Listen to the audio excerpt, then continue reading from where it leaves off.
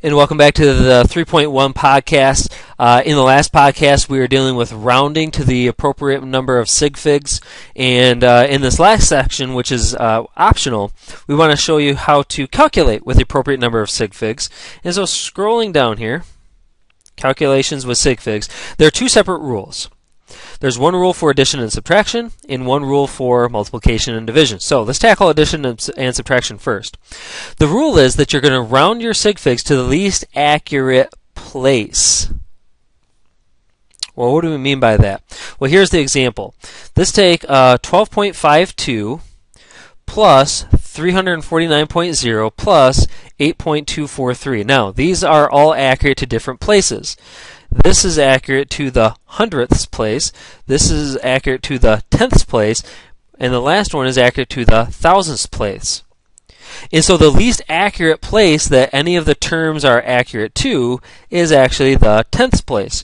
When you line them up top to bottom, notice this is accurate to the thousandths, this is accurate to the hundredths, but this is only accurate to the tenths.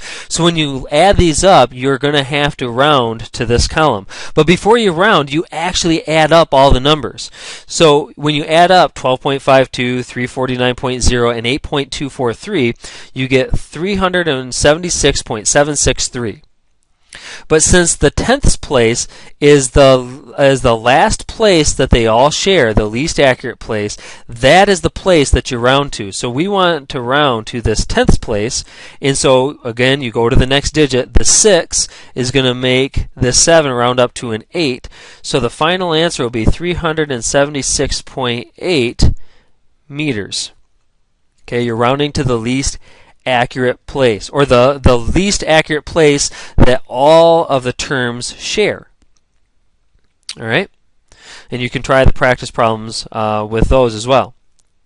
Now, with the multiplication and division rule, it's not to the least accurate place, you round to the least number of sig figs. So you have to count up the number of sig figs in all the terms and round to that number of sig figs.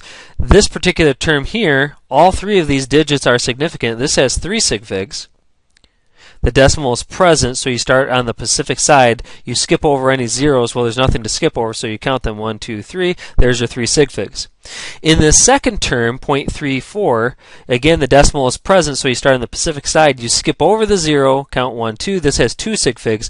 So your answer has to have 2 sig figs. That is the least number of sig figs that all of the terms share. In this case, this has 3, this has 2, so you have to use 2 sig figs in your answer.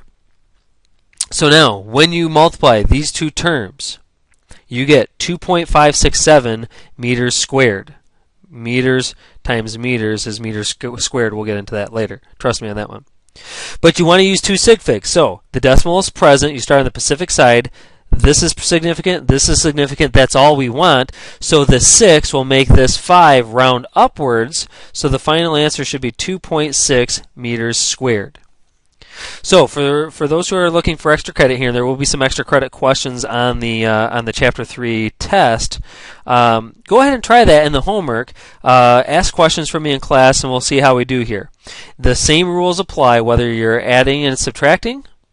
That's one set of rules, or multiplying and dividing would be the second set of rules. Go ahead and give it a shot, and we'll see you in class.